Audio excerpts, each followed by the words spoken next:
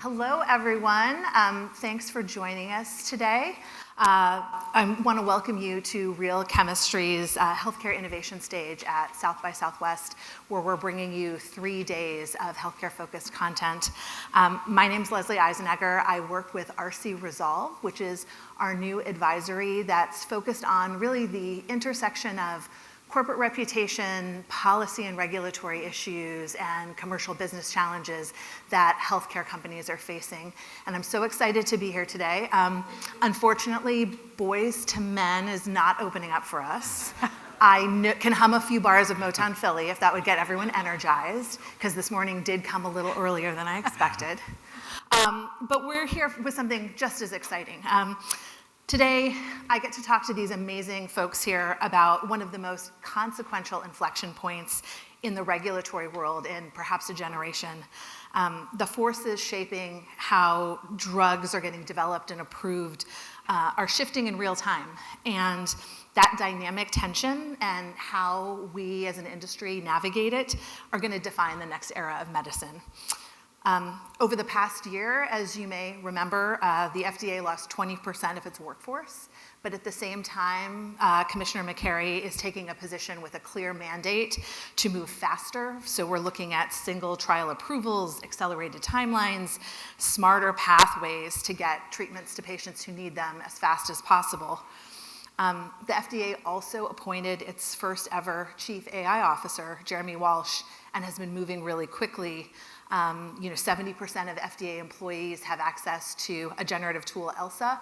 And in December, the agency qualified the very first AI drug development tool ever sanctioned under its drug development tool program. So the FDA, in real sense, is betting on AI to help do more with less. On the industry side, companies are using AI across the entire development life cycle. Data sets, the models, the evidence packages that ultimately land on a reviewer's desk inside a new drug application. So the FDA and the industry that it regulates are reaching for the same tools at the same time. We could not have better experts here to talk about where we're at and how we build the frameworks, the transparency, and the shared understanding to actually make this work well. So today we have Dr. Tala Fakhouri. She's Vice President of Regulatory Consulting, AI and Digital Policy, Real-World Evidence Research at Parexel. And she's also former Associate Director of Data Science and Artificial Intelligence at the FDA's CDC. And we have Minsk. He's partner and chair of the Food and Drug Practice and co-chair of the Life Sciences Industry Team at Arnall and Gregory. So let's get to it. That was a long intro, but you guys are very accomplished. I liked amazing and accomplished for a lawyer, so yeah. Keep going. Okay. So first, let's provide some context. Around this time last year, the FDA lost a huge portion of its workforce in a single week. And when the reduction was announced, the frontline reviewers were protected, but a lot of the policy staff, project managers, and scientific support staff took a really big hit. What's been the practical impact of that? I mean, Alan, do you want to talk about what your clients have been telling you and what they've been seeing? Sure. So I've done this for 33 years, and I've got to say that the morale at FDA is, what's a polite word, lousy. I would say the clients are very frustrated, at times lack of guidance, confusion, frustration, certain groups just being completely done away with. I sometimes would deal with what's called the Ombudsman's Office, which was kind of a facilitator, making sure the trains ran on time, process-oriented. And if you had an appeal, for example, a decision, or you couldn't get somewhere with the agency, you were two ships literally passing in the night, the ombudsman was trying to sort of help unlock that problem. That group just went away. So you ask, so if FDA says you have a problem, go to the ombudsman's office. Well, there is no ombudsman's office anymore. And we had clients who were going to appeal decisions. And so I knew some people in the chief counsel's office, and they said, well, for now, because of course they didn't know. This was literally happening, I knew the head of the ombudsman's office at CDC, and we had a meeting planned, I think, for like a Wednesday, and they got the notice. I think it was either a Friday morning or it was Monday morning, 5 a.m., I think. There was a mass email. And and I said, I guess we're not having the meeting on Tuesday. And no, and called the chief counsel's office, and they're like, well, we don't know. So that was the initial thing. I would say there's not only the frustration and the lack of clarity, but you have a lot of new people. And so it's hard when you're kind of running a race and you think you know who the players are, and all of a sudden a lot of those players have either taken early retirement or have been reassigned or reduction in force. And so people that you've been sort of talking to along the way and you sort of thought you had an understanding and relationships, all of a sudden that goes away.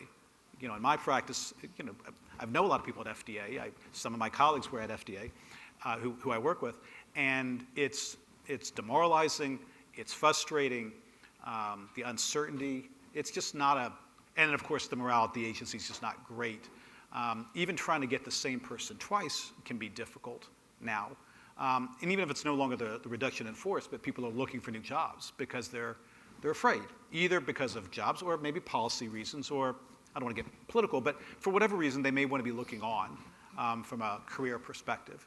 So I can't say it's very, very positive. I will say that the positive part is that some of the messaging of maybe the one trial, although who knows how that's going to play out, maybe improvements in rare diseases, although, again, there were rejections there. There's a lot of, I hope this doesn't come across too crass, but bumper sticker lines from the administration and the secretary that are not necessarily translating or don't seem to be translating necessarily in practice. And so I think that there's that, well, they keep saying this, but yet the reality seems to be something else. So I don't want it to sound too horrible, but it ain't great. Yeah, if I could just add. Please. Yeah, please. Anytime you're trying to implement innovation at FDA or actually any regulatory agency, you need the policy staff, you need the experienced staff because they've seen it all and they can help de-risk. This is also important for AI. But when you lose the Office of New Drug Policy, O&D policy, a good proportion of staff from the Office of Medical Policy, initially generics policy was also one of the offices impacted. You lose that connective tissue that can actually bring down the temperature when new innovations are implemented or when the agency is considering new guidance in an area that is that might be tricky, like moving to a one trial. So I'm going to jump ahead to the AI. There's no AI that can do that part just yet. So when we think about innovation, we also have to keep in mind that the experienced staff, the policy staff at the FDA are no longer there. Yeah. The Office of Prescription Drug Policy, Promotion, OPDP, Yep. I knew people who worked there because I do a lot of ad promo. And what I was told by somebody is if you had either legal or policy in your title or counsel you were automatically let go.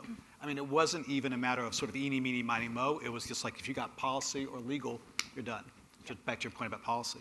Well, Tala, can you talk a little bit more, since you had been on the inside there as well, like what are the practical implications of that? Because I worked at CMS at a point in my career, and I think one of the incredible things about that is there are just generations of people who have spent their career there, and you come in as new and they show you the ropes, but they've been through the policy changes and the regulatory guidances, and they know, and they can help pass on some of that information for decision making. So more so than AI just swapping out capacity, like where is there a real lift, and where do we still need a lot of human intervention in the regulatory process? Right. So there isn't like a magical AI tool at the FDA. I just want to put that out there. Whenever our partners ask if they could also have access to ELSA, the large language model at FDA, I ask, well, do you have Claude? Or do you have Gemini? Then you have ELSA. There's no magical large language model at the FDA. The magical thing at the FDA is the knowledge base, whether it's data, the data that the agency has, or the staff that the agency has. That's where the magic happens. So when you lose a large proportion of your experienced staff, and then you're supposed to build AI tools to help fill this gap, what you'll end up with is AI applications that can optimize certain parts of the process. So I'll give you one example, and there was a lot of misunderstanding when the first announcement came out from the commissioner about AI use for regulatory submissions. This was actually a pilot that was done by CDER. It started in 2024, so even before the change in administration. And the purpose of that pilot was to summarize the regulatory history of a submission. So if you are a project manager in the Office of New Drugs at the FDA, whenever you have an interaction, a milestone with industry, that is kind of summarized so that eventually when the reviewers have to make a decision about a submission, they can go back and see, oh yeah, we had a type C meeting on that day, this is what we talked about. Or we had a listening session related to this and this is what we talked about. That's what AI was doing, is summarizing the regulatory interactions with industry, but it wasn't making a regulatory decision. It wasn't saying, I, the AI tool, approve this drug. That's where you need the people. I mean, none of the large language models that we have, how many of you use ChatGPT, Claude? Okay, everyone.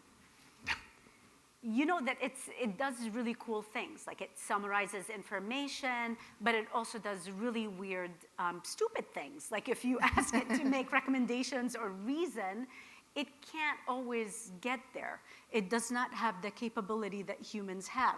So this is the same thing that's happening at the agency. It's kind of wild to say that regulatory decisions could be done with AI. I think we'll all know when FDA is doing that because we'll be doing it within our organizations, and it's not there yet. But there's also the experience of, certainly when you're at FDA or I go to an FDA meeting and you have the deputy director or director or somebody who says, they won't mention another product, but it's like they know how this movie ends. Yes. Okay? And they know how this movie ends. And so I give the analogy that, you have your drug product and it's your baby. Yep. Okay? I love my kids. They're not perfect. I know this is recorded. They'll go to their therapy. I'll pay for their therapy, okay, when the time is right. Okay?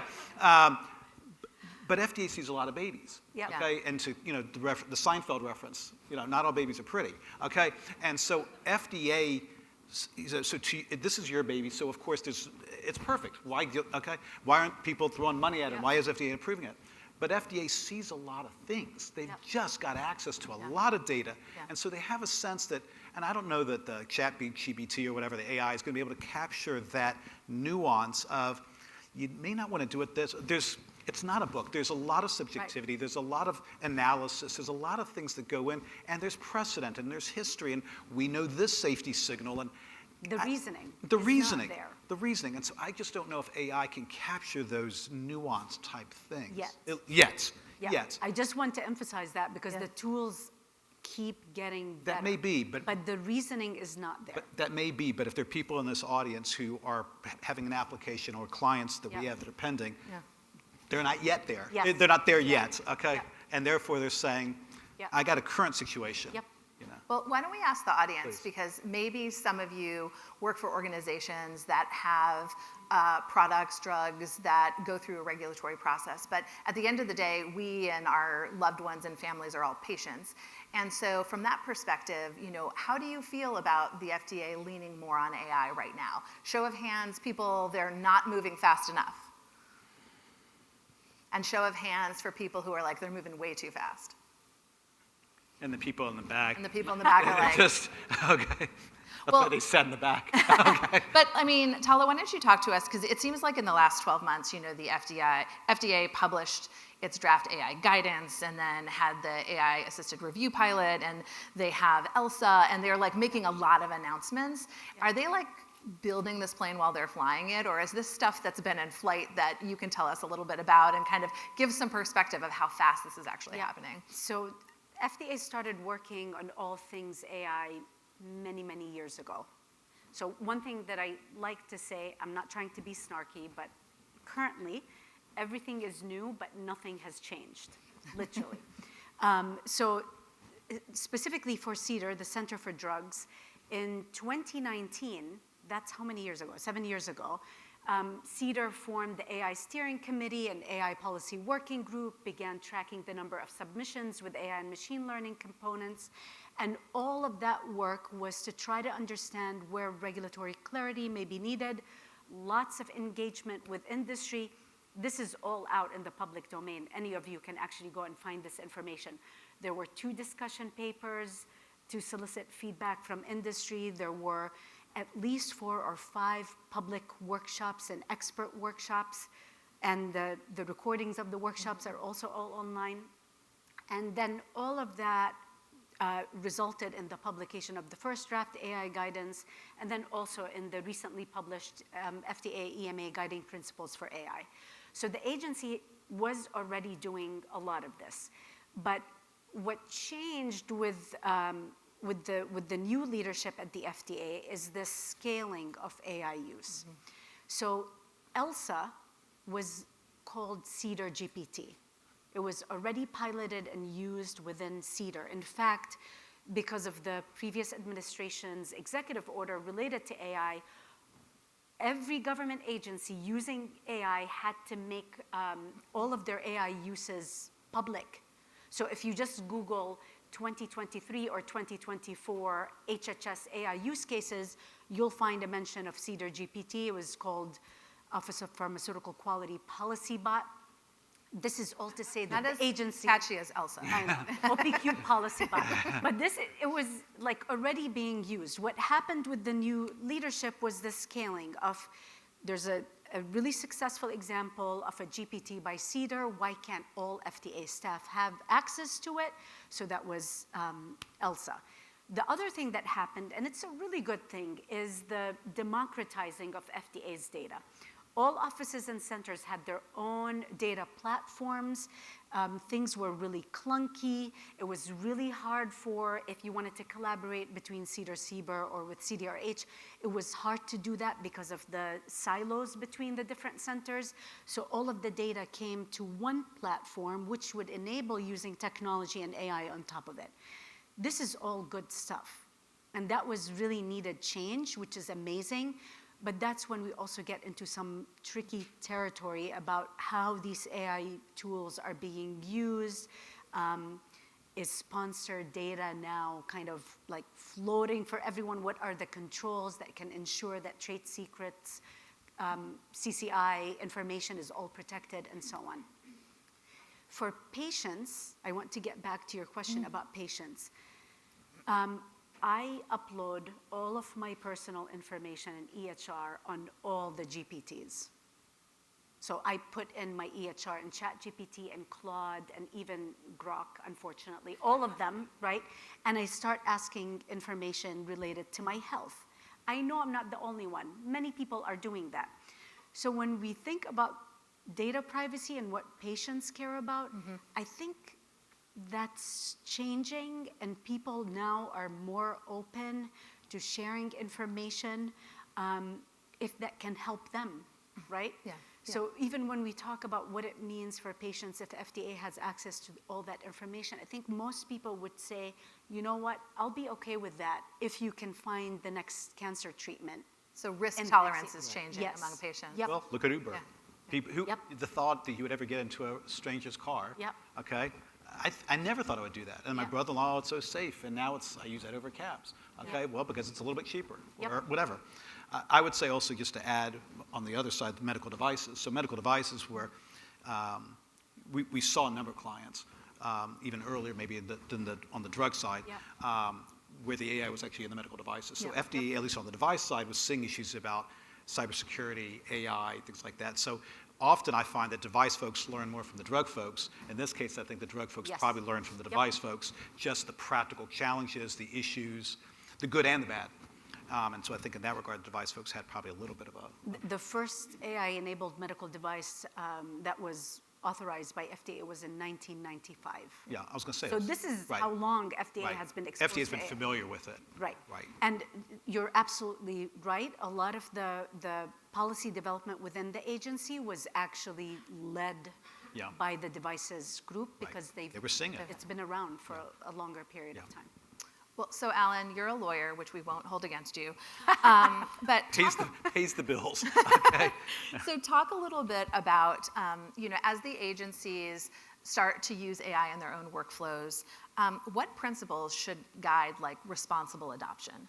and transparency. So this issue we're talking about, maybe patients are more comfortable with the idea of sharing more data, but we still need some rules of the road to protect everyone and make sure everyone's kind of working with the same information. So what do you think that looks like?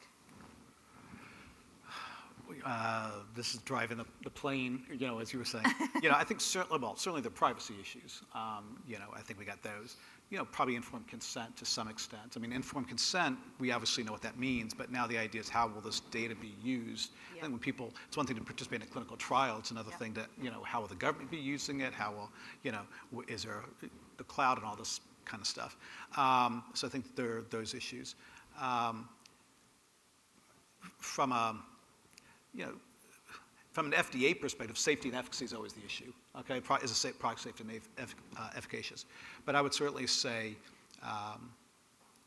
are the patients truly aware of how AI is being used? But I would also say, are the sponsors aware how FDA? Okay, in essence, transparency is a good thing, but then the question is, well, people want transparency, but then it's overload, or do I really need this, or I don't want to know this?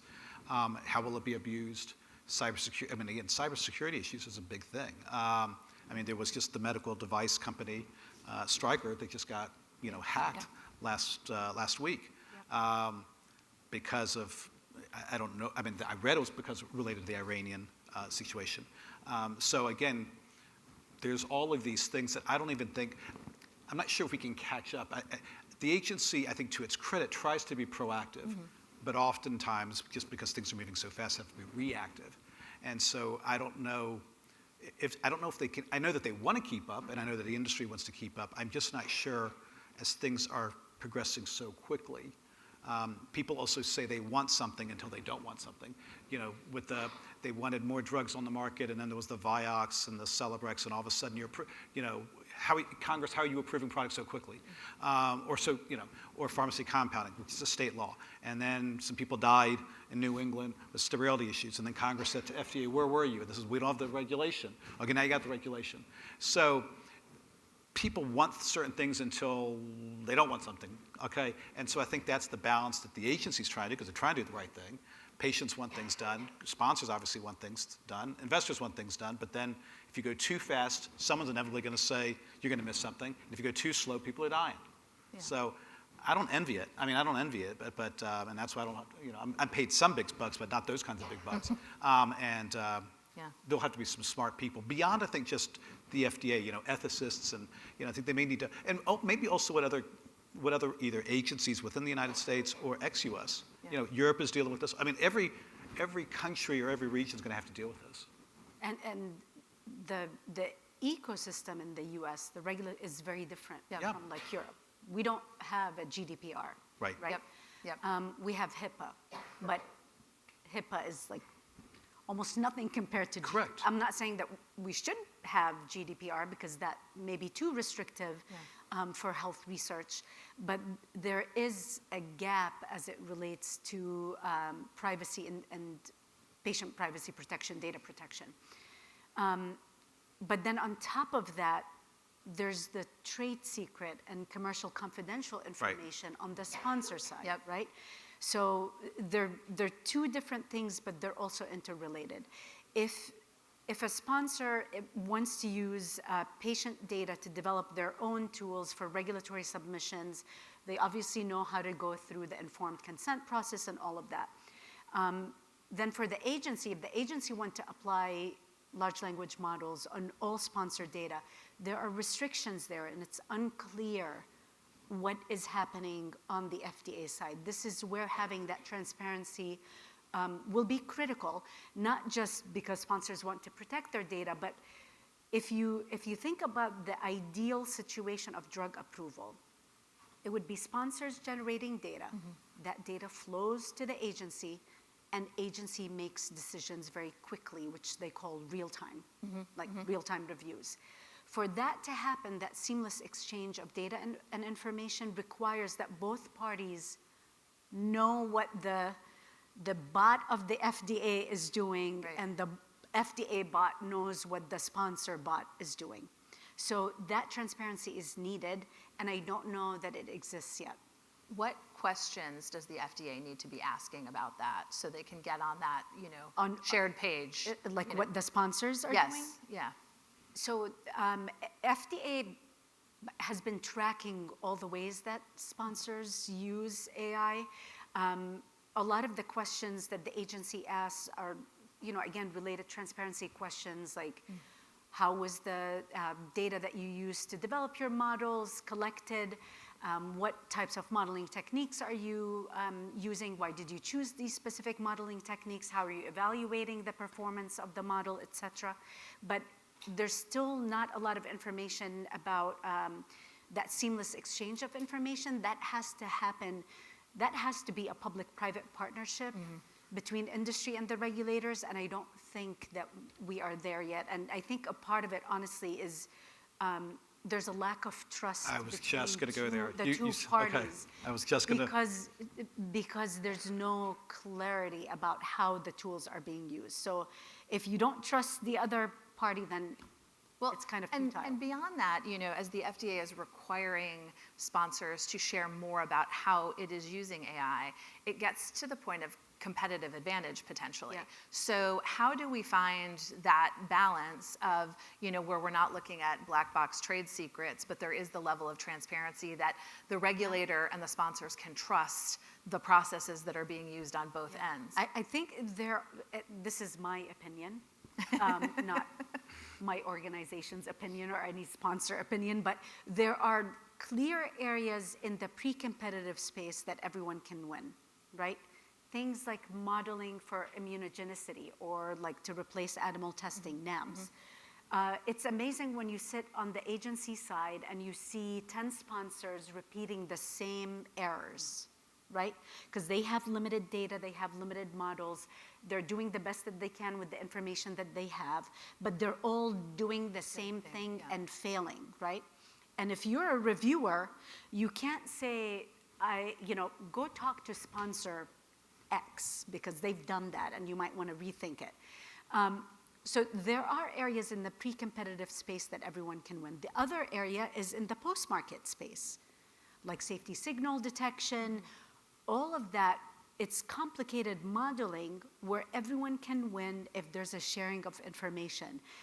But unfortunately, our ecosystem is like game theory, right? It's like, for me to win, you have to lose. So it's a lot of competition without figuring out where collaboration can actually happen. Well, it's kindergarten. We all hold hands and we're all in the sandbox, okay? But then as we got older, unfortunately, there was a certain maybe cynicism, skepticism. So it's not just FDA and industry, but within industry, there's skepticism. And by the way, there's also going to be skepticism externally. Okay, we had user fees, and all of a sudden people say, you see, the drug companies and FDA are in bed together. Okay, like, because you wanted them to get the products approved faster. Okay, so it's whose ox is being gored is sort of the, everyone means well, and then it's kind of like the execution. It's, the Seinfeld, again, it's easy to make a reservation, it's the hold.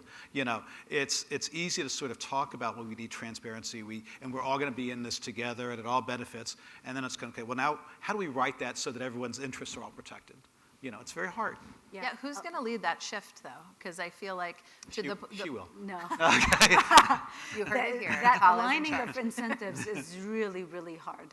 It's really hard to, for everyone to figure out how they can move together. But it's not impossible. No, it's not impossible. You can't do that without trust. And I'm going to come back to that. Trust is critical, but also trust with the public, right? The whole thing with the user fees and being in the, puppets and what is that? PDUFA? What? When reviewers were their puppets in the hands of industry. There has to be trust amongst all players, and for that to happen, there needs to be a lot of transparency. I will say, though, I look at sometimes the, Waxman-Hatch amendments, which gets back to exclusivity. It was a way to get generic products on the market. This goes back to the 80s for those who weren't even born. You had products, so Congress tried to find a way to incentivize innovators to produce product and also to get generics on the market. So the generics were basically saying, we can get on the market. So Congress passed laws that helped accelerate the generic drug, and also the 505(b)(2) new drug application process. And in kind, they gave innovators certain exclusivity benefits and things along those lines. So, and there's always this nervousness about opening up this law, because if I give up something about, again, the zero-sum gain, if we open this up, what am I going to lose? What am I going to gain? But it probably is going to be somewhere along the line where there's going to have to be incentives for people to participate. It can't just be, I'll trust you and we'll all hold hands like we were in kindergarten. What's in it for me? And maybe there's an expedited process. I don't know what it will be. That's Congress that's going to have to write laws, or FDA coming up with some sort of guidance that incentivizes, makes it worth everyone's while. But this is, like, some problems are just too big for one, one stakeholder to fix by themselves. This is, I think that's the role of government, is to bring all of these different players and try to figure out a path forward. I'm also not sure that, and I don't want to be cynical, because I agree with you. I mean, again, trust was what I was going to say, but even with the internet guidance that FDA was going to come out with, they never came out with it because they basically said whatever we come out with will be outdated. Okay, so they ended up making. They came up with small guidances about the so-called Twitter rules and this, that, the other, and there was letters that were sent to companies about internet promotion. But there really never there was never a magic bullet guidance, because FDA said whatever we come out with, we'll either get sued or it'll be outdated. Okay, so I do wonder, whatever they come out with, will it be outdated? Because this is changing so much faster.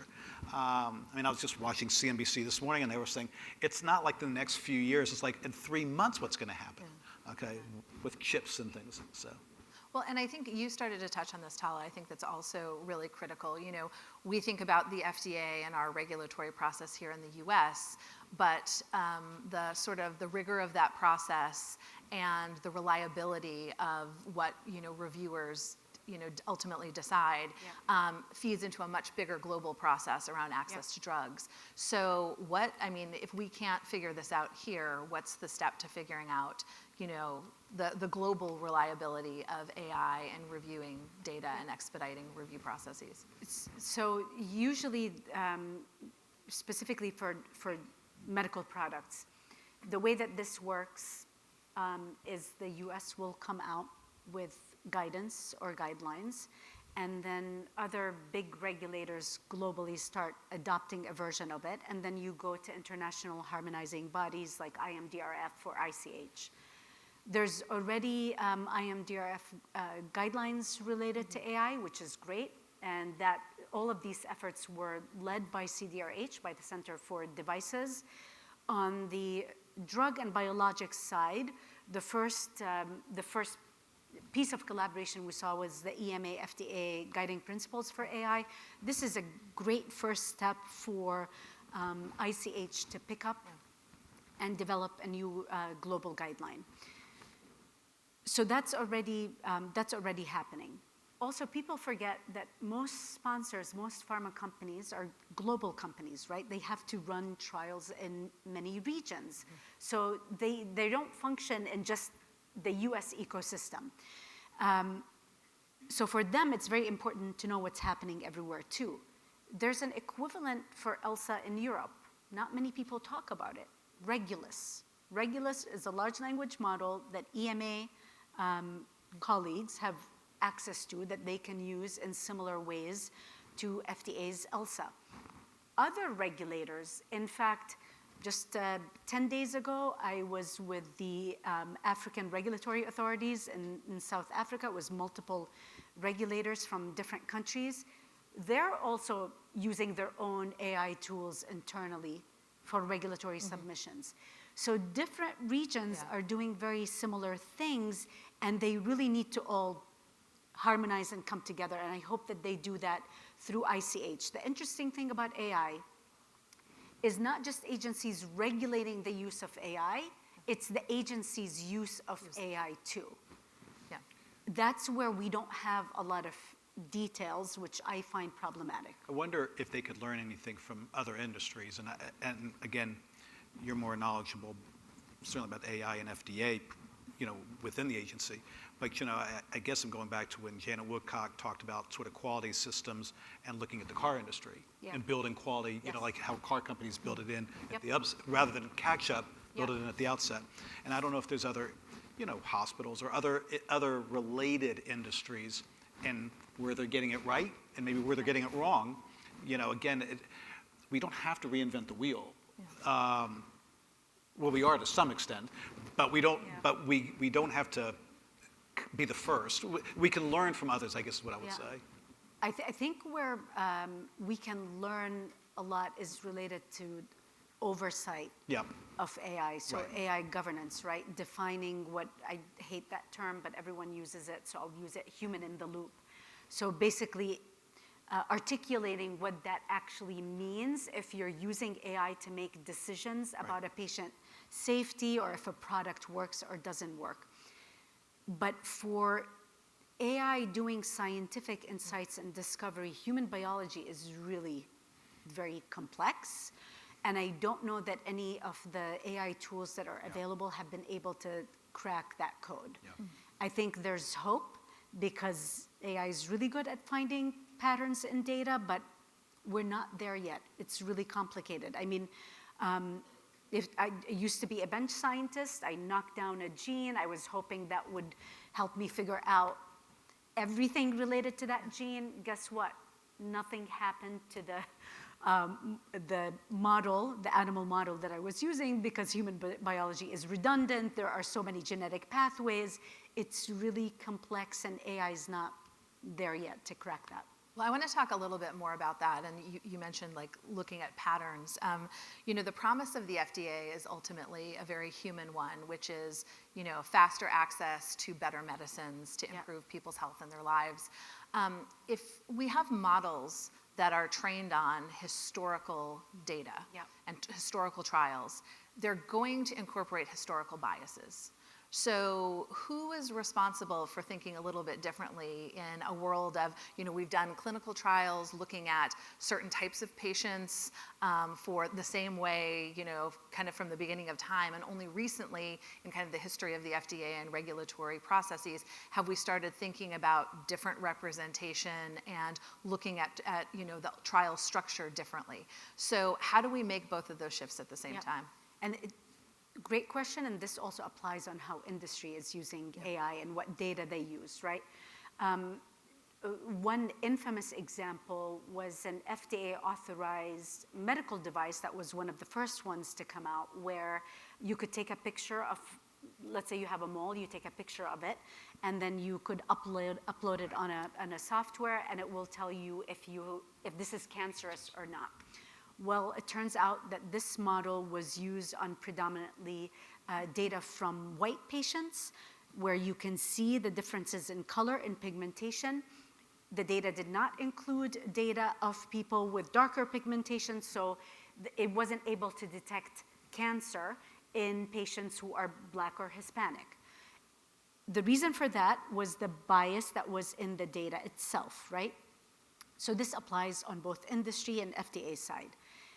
The FDA guidances that came out in January of 2025 emphasize the importance of representativeness of data. So the data has to be representative on all of the different dimensions that you're trying to create a model for, whether it's sex, age, race, ethnicity. If you're even trying to model manufacturing processes, you have to make sure that that data is representative. And again, that applies on both regulator and regulated industry. We have so much data in healthcare and so much data in clinical trials, but we also have to keep in mind that most of that data is historically very biased. Until very recently, it was predominantly young white males who were enrolled into clinical trials. So if you're trying to simulate anything that is not that, then you might end up with biased outputs. I want to ask you guys maybe one more question, and then we'll move to some questions from the audience. When we think about use of new technology in both by sponsors and regulators, confidence and trust in these organizations, whether it's government, whether it's the healthcare industry, especially pharma, all-time low. So what do we need to do to make patients who might be having a different risk tolerance of using data to find their own solutions. But how do we, get patients more comfortable with these types of tools being used both in clinical trials and by the regulators to determine safety and efficacy? So if I can, I'll do patients, but I was actually going to, if I can, not just patients, but also with the sponsor and FDA. I try to tell clients again back to transparency. You don't want to tell FDA proactively per se all of the warts with your product, okay? But you do have to be mindful that FDA is eventually going to find the gaps and the problems. And so you might as well, so without saying, well, we have a problem with this, you anticipate, we know, you try to be proactive and preemptive, and you try to basically say, what are the concerns that FDA is going to have, whether that's safety, efficacy, trial design, whatever. Could they ask me questions? And that's a way, whether that's in drug development or frankly, I also deal with compliance issues, you're basically coming clean, and you're basically trying to almost anticipate what their question will be, and by doing so, you're showing, I can be trusted. Okay, I'm not just trying to get this approved quickly. I'm a responsible company. Okay, yes, we want to get this product approved. Yes, we have shareholders, but we also want to do the right thing. And we've looked at this from a safety, efficacy, quality, whatever system. And if there is a problem here, a problem there, this is how we're going to address it. So that if you were thinking about it, we've already addressed it. And the reviewers, I think, appreciate that they may disagree with your approach, but at least I think that they can respect that you're not trying to pull a fast one. So one, I think that gets back to transparency and trust, that FDA can trust a company that's responsible. And similarly, industry will trust FDA if FDA is being transparent and at least not pulling the rug at the last minute, on something. So I think when it comes to the patients, I think, informed consent's what came to mind, but I don't mean literally informed consent, but basically, here's the benefits, but truly, and here are the risks, and here's how we know what your concerns will be, okay? Because we are you, okay? We're human too, okay? And we've got either we're patients or we're caregivers, and we understand what your questions would be. And here's how we will protect your information. Here's what we're going to do with your information. We'll come back to you if we need this. All these various things so that at least I can make an informed decision. As a lawyer or as an FDA or whatever it may be, you try to let people understand what the issues are. Okay, the good, the bad, and the ugly, and what the consequences are, so that you can make an informed decision. And I think that's really what this is. Sponsors want FDA to be clear with them what their expectations are, whether it's a drug application, device application, use of AI. FDA wants the companies to be transparent on the data, don't hide anything from me, whether that's pre or post-approval. And I think patients also just want to sort of okay, I'm willing to try something as long as you tell me what's in it for me, what the risks would be, and then I'll make a decision, okay? But if you hide something from me, I don't like that. And I think that just a quick story, I happened to be the president of my kid's day school for 2 years, and I gave the guy, the headmaster, my first meeting, I gave him a stress ball and I gave him a Heineken, okay? And I said, okay, I'm not an easy guy, okay? And this job is not easy, so here's your stress ball.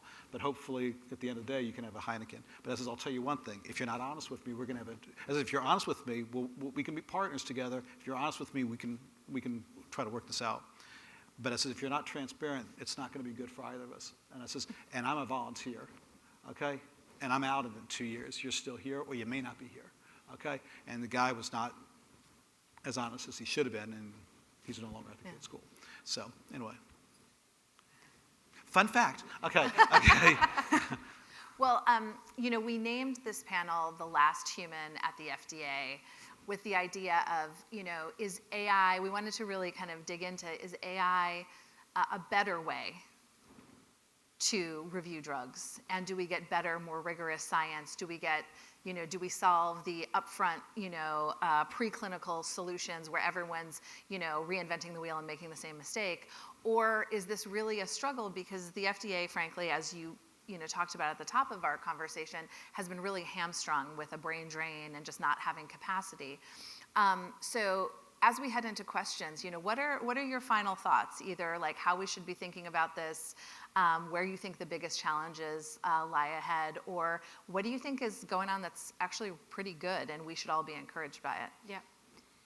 I think there are so many AI applications, not just for medical products, but for many different processes within the FDA that are actually really great, right?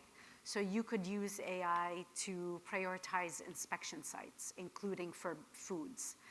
Food inspections are pretty complicated because you have different manufacturing facilities, but also you have distributors, you have these huge ships from overseas bringing different products, and you have a limited number of inspectors. So where should you send the inspectors? AI can help with that. That's pretty cool. If you look at how AI is being used in medical products, let's pick a device. AI can actually assist in radiologists in reading mammograms. It's very interesting, at least for me, how I do the calculus. When I go get my mammograms, I don't know if you do that, you can check a box that says, I want an AI algorithm to read the mammogram and assist the radiologist in deciding what my next option or treatment plan is. I actually will not go to radiologists that don't use that technology because the radiologist's job is now augmented with AI, right? Now we're seeing in the rare disease setting in oncology, AI can be used to simulate a digital twin of a patient. So if I have a rare disease, or if I have cancer and it's stage 4 and I tried different treatments and nothing has worked and this is my last chance, I don't want to be in the placebo arm. I want to receive the active treatment arm.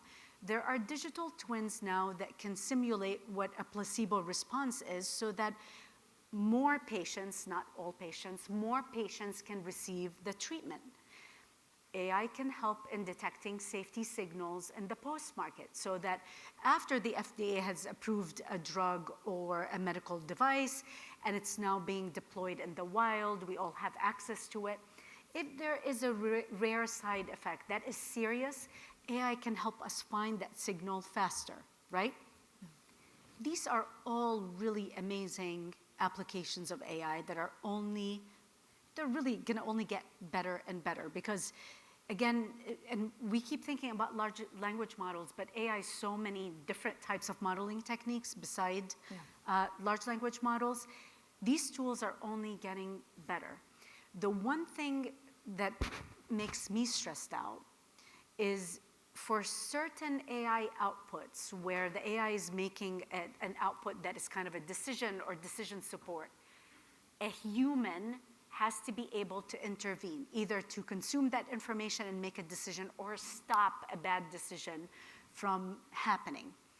What I worry, and this is kind of philosophical maybe, but on a human level, is we might all get a little lazier and more reliant on a lot of these AI tools. So I don't know what human oversight will actually look like in the future. A lot of AI uses right now, it's AI is in the loop, right? Not human in the loop, it's AI in the loop. So I want to challenge that and say like, humanity should be in the loop. We should always have some human oversight over a lot of these applications because I don't want to live in like a robotic world, robots take over and make all the decisions, you know, on behalf of all of humans.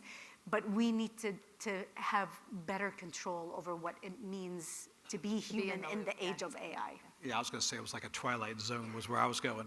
Yeah, the use of better when you were starting, I agree, better in some regards. I just jotted down, again, the lawyer in me, I'm kind of wordsmithing, complementary, beneficial, or improved, because I think without the human element, better to me implies it's better than human. And I think that they're supposed to be complementary. I think they should work together. But I do think that there's I joke at my office, I can't retire fast enough as the firm is getting faster, more and more into AI and all that stuff. It's a young person's, gig. But I do think that there's something to be said for the human element, the nuance, the subjectivity, which can sometimes be not a bad thing. Yeah. Just a human experience. And because we're dealing with humans, and we're dealing with trial and error, and nothing's going to be perfect. People are sick, so you never, There's just so many variables. And so I would probably use, rather than it's better than, complementary, beneficial, improved, getting towards a better system overall. But I think the human element has to be involved. And sometimes it might be better. Yeah. Like I was joking before the panel that I have a self-driving car. It's better than me driving.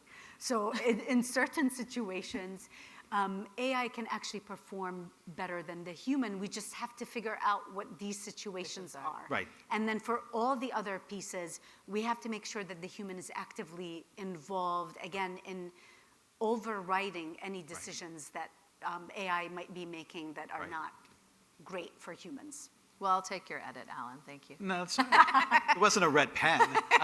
Okay. Well, we are at time, so thank you all. Thanks to Tala, to Alan, for sharing the morning with us. Great conversation. And thanks to all of you for joining the Healthcare Innovation track here at South by Southwest. Real Chemistry is really delighted to bring this to you.